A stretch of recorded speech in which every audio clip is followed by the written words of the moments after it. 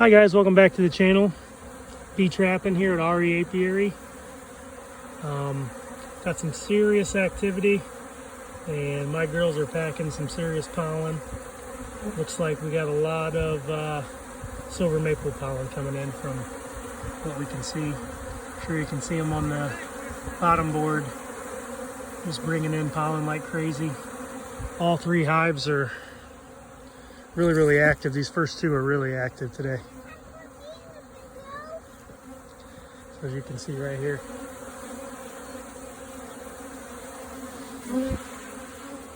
All around me.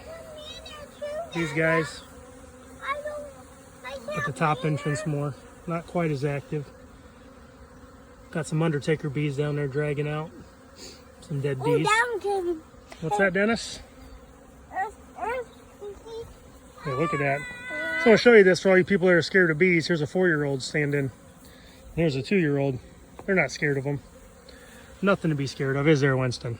No. No. They're just going out there. They're just going to go do their job, right? And I'll show you us from last So, week.